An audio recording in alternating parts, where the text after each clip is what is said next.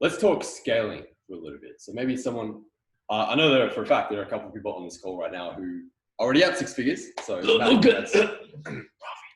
mad congrats to you guys. Very cool.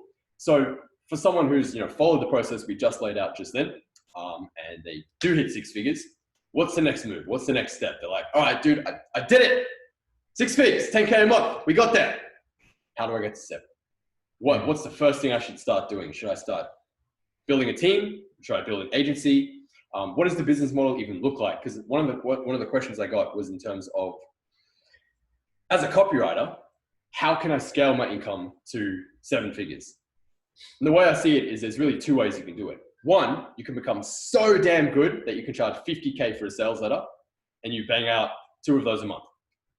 That's the first way. Stefan, Georgie, Justin Goff, these guys charge around 50K for a sales letter. They are fucking good though at what they do. And those letters make millions. So if you're really damn good, of course, that's one route you could go. The other way you can do it is more the agency route. And I believe obviously that's what you did. That's what most people do in terms of building a team under you. You focus on landing clients and they focus on actually delivering and doing the work. And your focus more becomes managing your team rather than doing the work. So obviously that's kind of the route that you took. But is there any advice in terms of someone who's maybe hit the 6-figure mark and they're like, dude, I want to go higher. I want to go, hit 10K. I want to hit 20, 30, 40, 50, 60, 70, all the way up to, 90K, 7 figures. What's your advice to them? Where should they start? What's the first thing they should do? Yeah. Should they start outsourcing first, or what's your take on that? So when you first hit 6 figures, the first thing you realize that is a restriction is time. Hands down time. Nothing else. Like, you've got the money. Now it's time.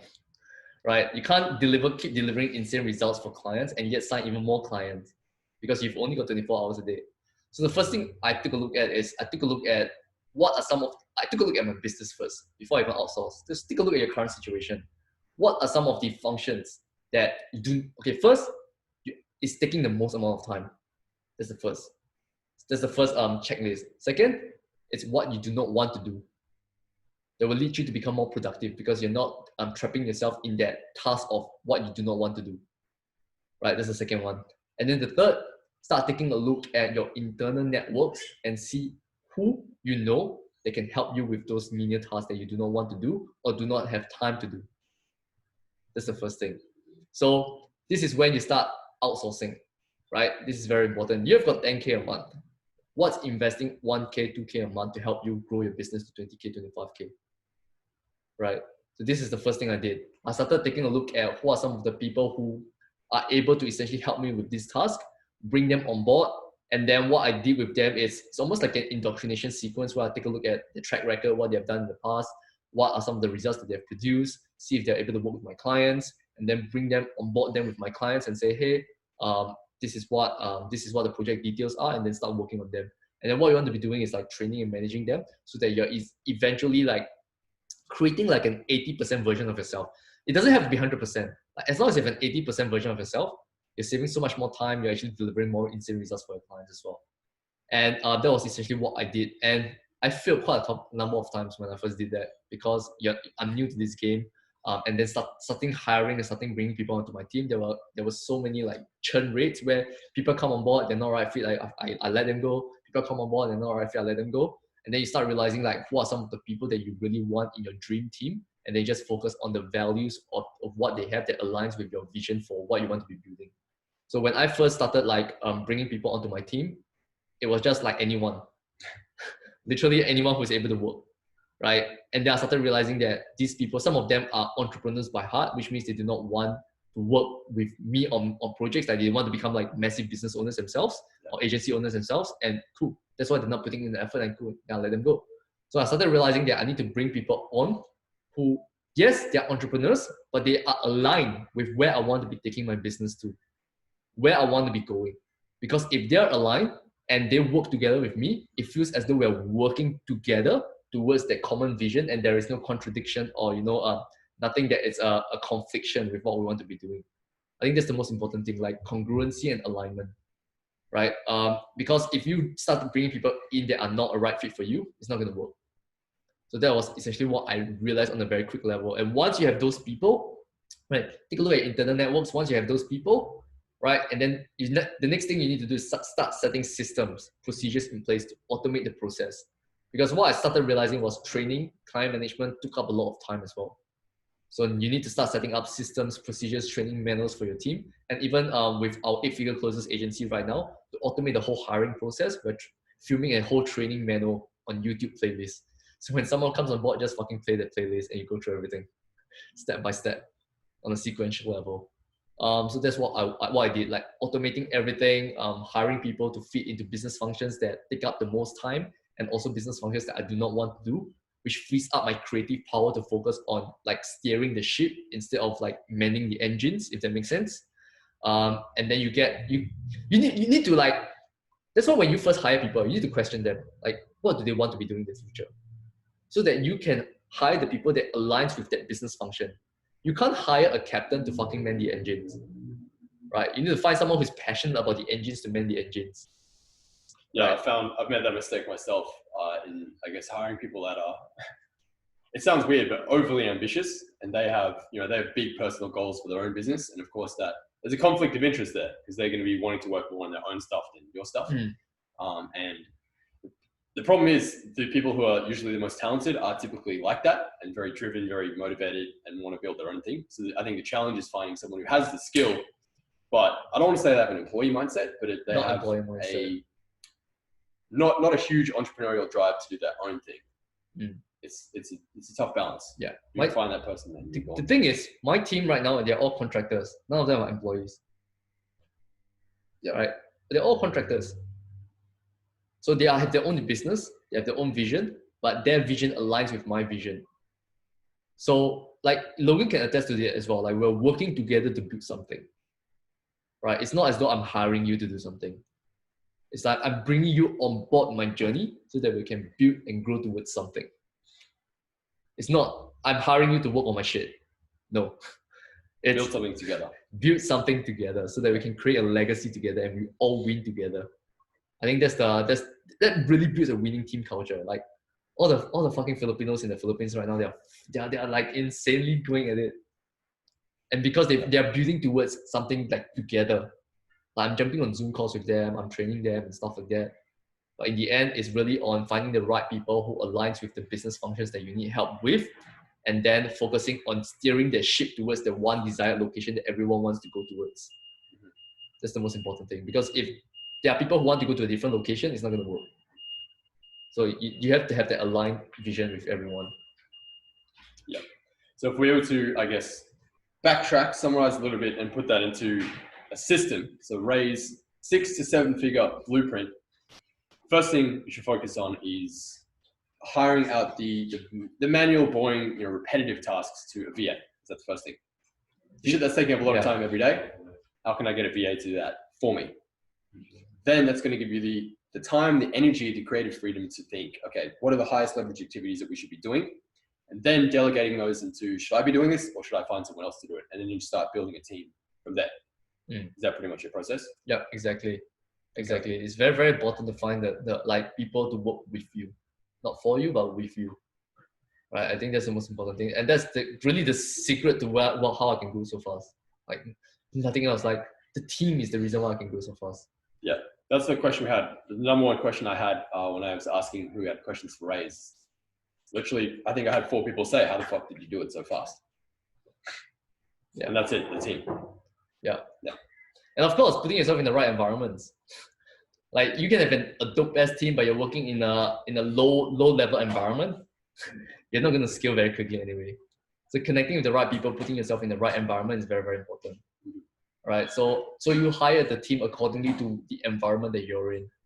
So, and that's why when I first met Wade, I flew up to Brisbane. I wasn't afraid to spend like money to fly up to Brisbane for one day to connect with him, to close him as a client.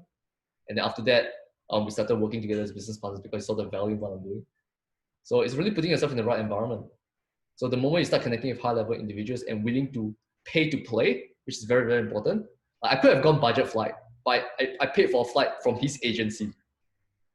Right? So I'm already showing that I'm willing to invest in you. I could have paid like $100 to fly to Brisbane, but I paid like $700. Right? Yeah. To fly with his agency. Yeah. right? To connect with him, to have lunch with him for a day and then come back. Yeah, that's another, I would say, big factor behind Ray's success that he might overlook at times, and it's just making bold moves. Straight up, like investing in this with his last money, that's a bold move.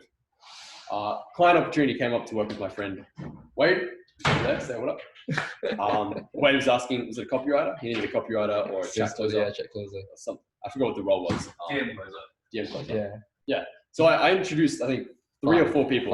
Five people. Five people to Wade. I had about, 10 apply, but then I only spoke to a couple. It was like James is one of them. Yeah. Ray, Clint is now one Yeah. of them. James Clint applied as well. And Ray was the only one that sent a video message. Exactly. And followed up, and then actually came through. And then actually flew. That's kind of a big deal. Yeah. So again, that's a testament to the power of face-to-face interaction and communication, which I know in today's day and age, the whole pandemic, it can be very difficult. But bold moves like that. Four is 5 people. 3 of them send text reply. I think James One sends an audio reply. Yeah, This James man sent sends a audio. video reply. And then flies to a different city to have lunch. Like, who does that? That's bold. And if I feel like you have that kind of audacity, and it's really just confidence in yourself. Ray also moved to Brisbane to change the circle of people he was around with. Yeah, Exactly. I changed my environment. And that kind of, unless he was confident in himself that like, we're gonna be friends, we're gonna be partners, he wouldn't have done that. He wouldn't have flown into a different city. So honestly, don't be afraid to make big leaps and big bold moves like that. When the opportunity's there, seize it. Yeah. Like, don't kind of half-ass pussyfooting around, bit of this, bit of that. Like, I'll kind of go all in. Like, no, like, grab it. Yeah. By the throat. When the opportunity presents itself, you have to do what others won't to essentially get what others won't get. I think that's the most important thing. So if I want to beat the other 4 other applicants, I have to do something that they will never do. Exactly. It's showing up differently. Yeah, showing up for yourself actually. Yeah. Because that's when things really start to pop for you, wasn't it? Yeah. Like, in terms of going 6 to 7 figures was when you guys started working together. Yeah.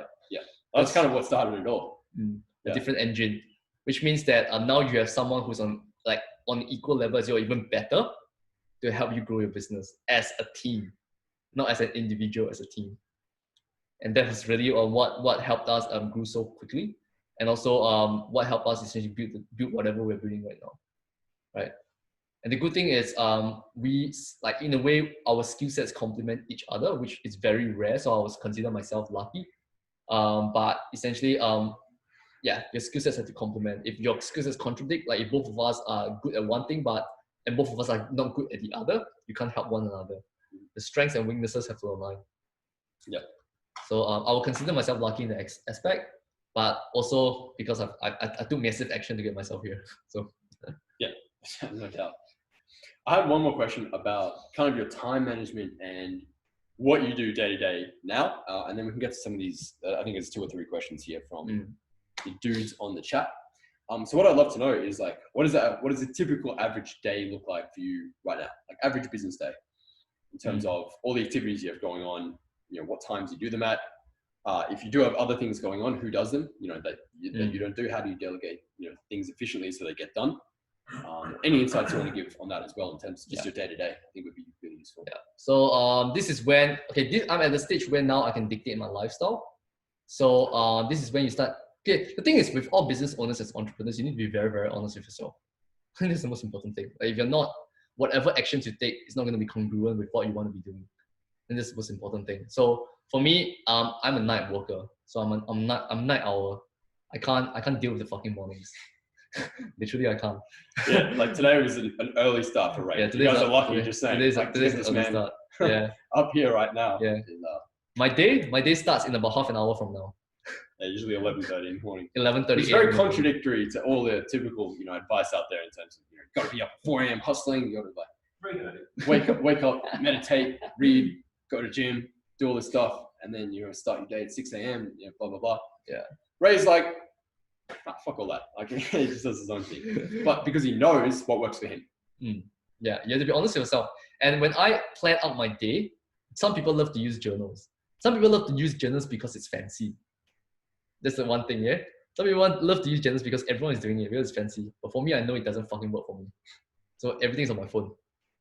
There was one time I know Anthony was asking me like, "Ray, do you have a pen?" I'm like, "Shit." What's a pen? Yeah, so you have to be very honest with yourself as to the tools that you typically use, as to the routines that match with you, that aligns with you, and as to the stuff that you want to be doing on a day-to-day basis. When you're clear on that, you'll find ways to outsource everything else. You'll find ways to delegate everything else. That's what I'm doing right now. So my day starts at 11:30, but usually it's taking client closing calls, client management, checking in with the team, what's been happening, touching base with, so I have got daily strategy sessions every day with my core group of people who are working on the main massive projects, just to make sure everything's in check, keep everyone accountable. And of course, a lot of the times as a leader, as a business owner, a lot of my effort goes into keeping people accountable and inspiring them to become better every day. Right? I think that's my main task right now, keeping them accountable, training them, and inspiring them to become better every day.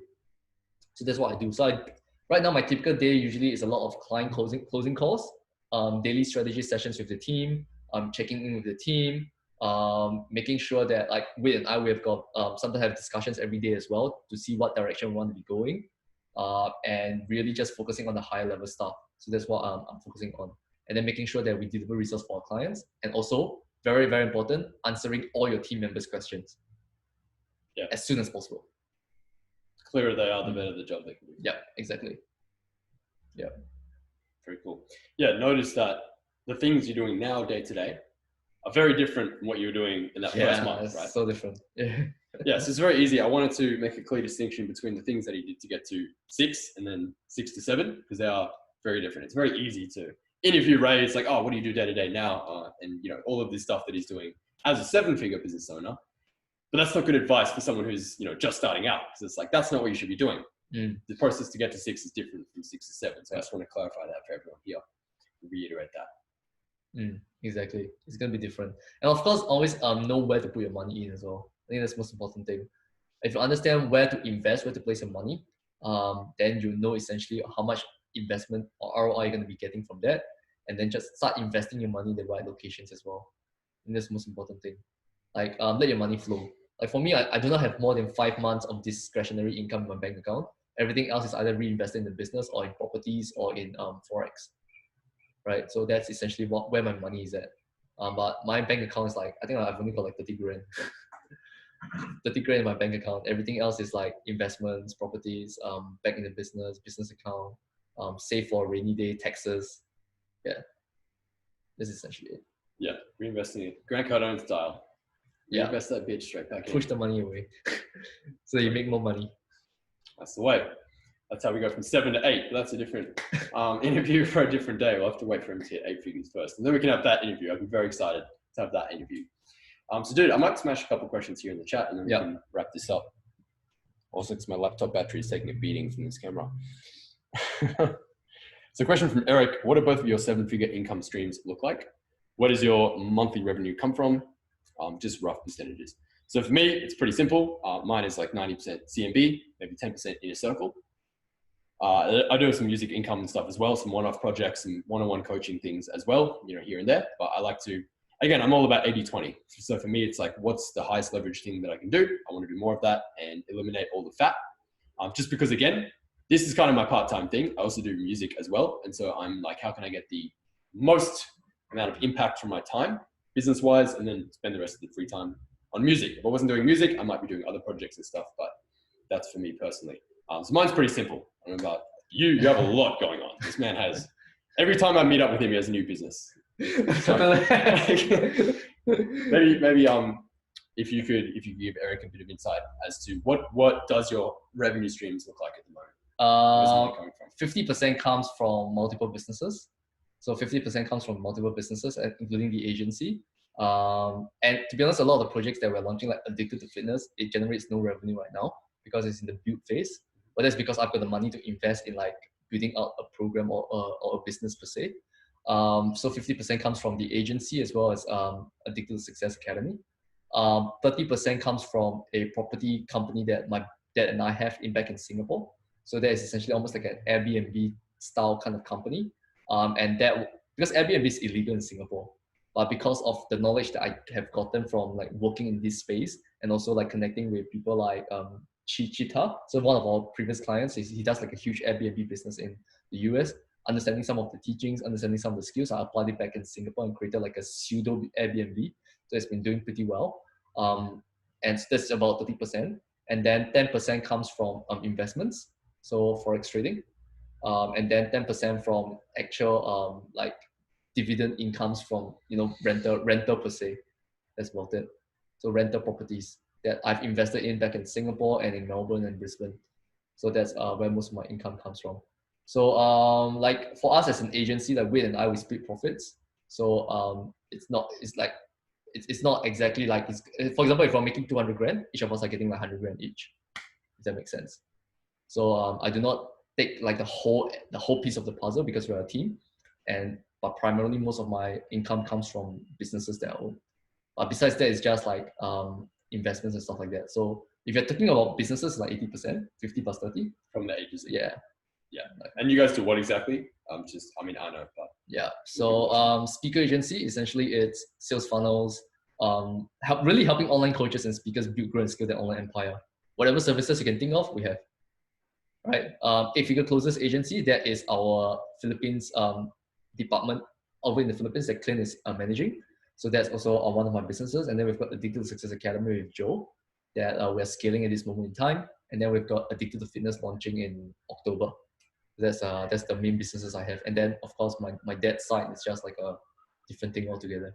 So primarily marketing and sales agency. Marketing, sales, events management also as well. That's about it.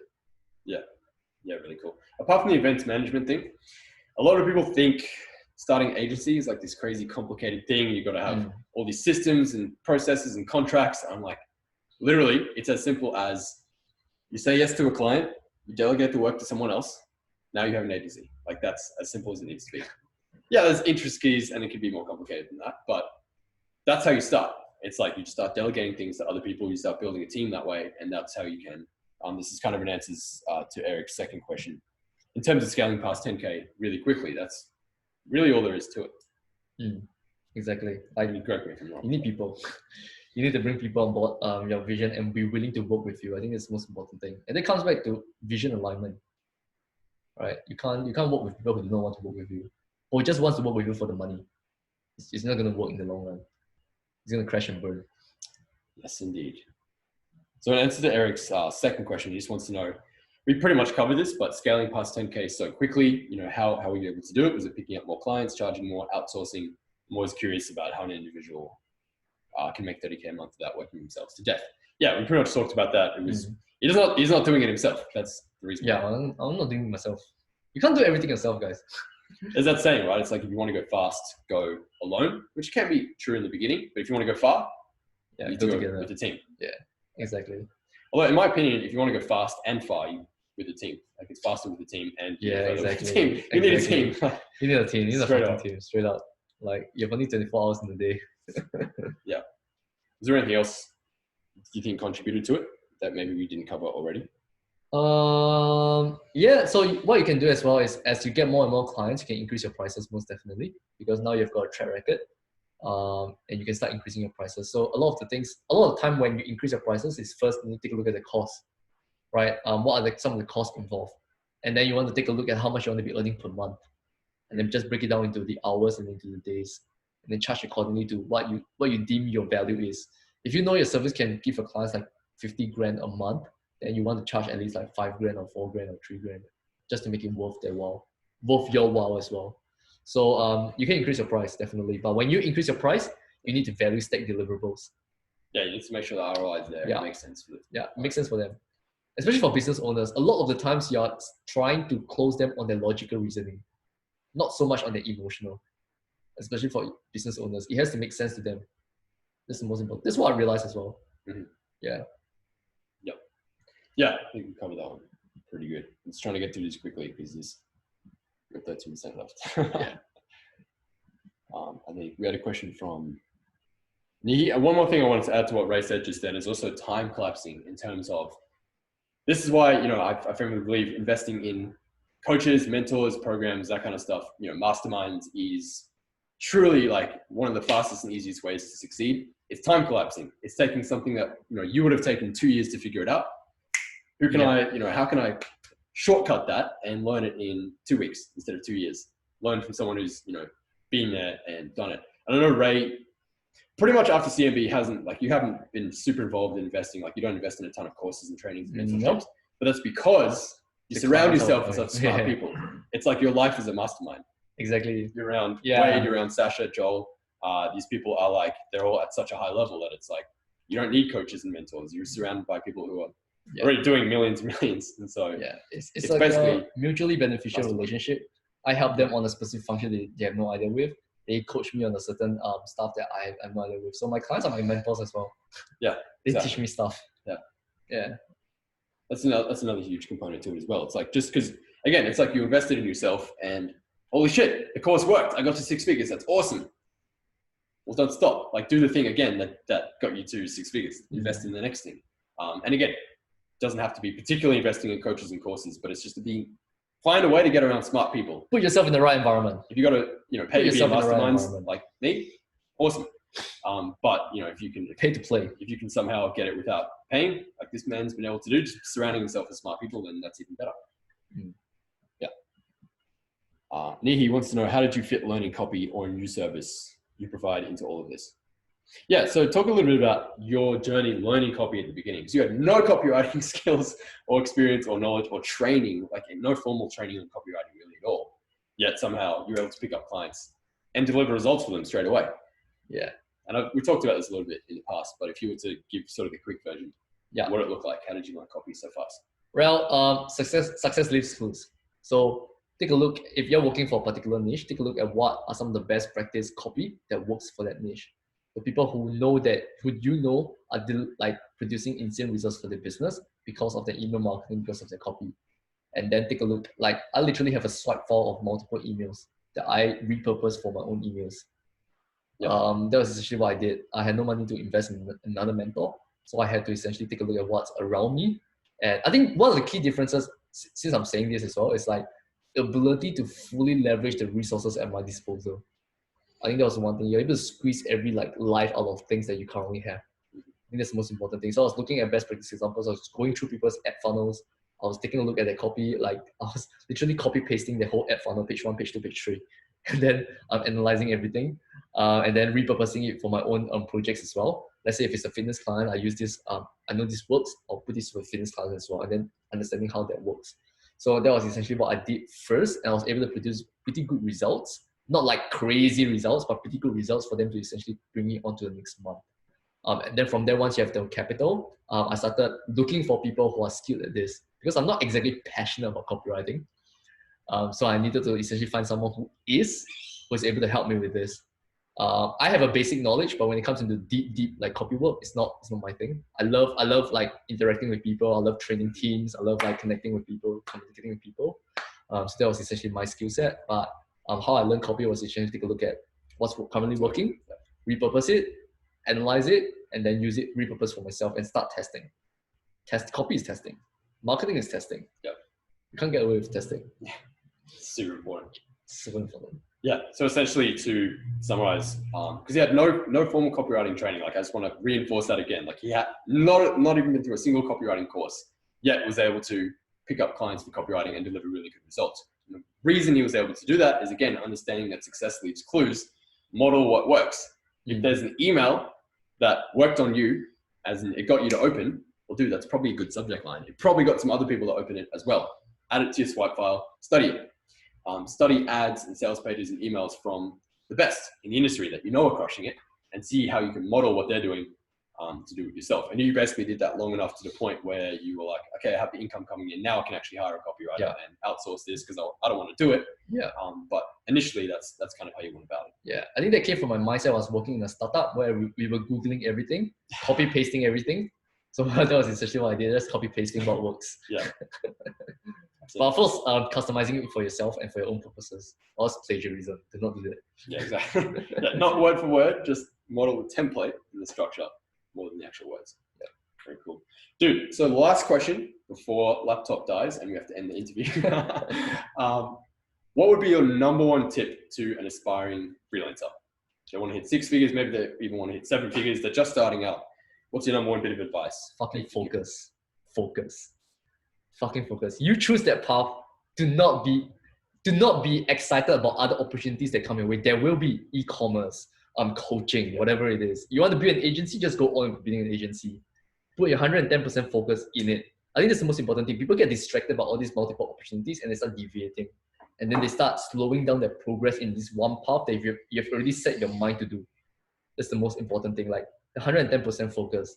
There's one thing that a lot of people will have, and stop comparing yourself to others. Comparison is the killer. Because you see that this person gets to 10K so quick. Why aren't I there? Start sinking into this state of depression or like, oh shit, I'm not good enough.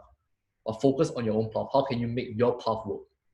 Right? That's the most important thing. Focus, make your path work, and leverage your the people around you. You guys are in a fucking amazing community. Like clients that Raphael can't serve, Logan can serve. Clients that Logan can't serve, Joy can serve. Clients that Joy can't serve, Matthew can serve. Start communicating with each other. Help each other grow. Support each other along the journey. I think that's the most important thing. Right? Every single one of us has strengths and weaknesses that we can help each other with. So leverage your internet network, put in the 110% focus, and go all in with whatever you're doing, and take massive action. Knowledge without action is useless. Very true. I find it really interesting that to wrap up, someone asked Bill Gates and Warren Buffett. They had them both at dinner. I don't know how they managed to get those two people out for dinner. It's pretty impressive. But he asked them and he said, hey, I want you both to write down on a piece of paper, if you had to pick one word that is most responsible for your massive success, what would it be? So they each went off, separate, turned their backs to each other. They both wrote down a word on a piece of paper. They turned back to the guy, both handed him the paper. Both the words were exactly the same. Both focus. They both said that. I say that too. Bill Gates, Warren Buffett, and Ray Pan. Right? It's the Holy Trinity. It's a sign that it might be kind of important. Yeah. Very cool. Laser focus is the name of the game. Well, dude, Ray, we got to wrap up now. But dude, I just want to thank you for coming on board and doing this today.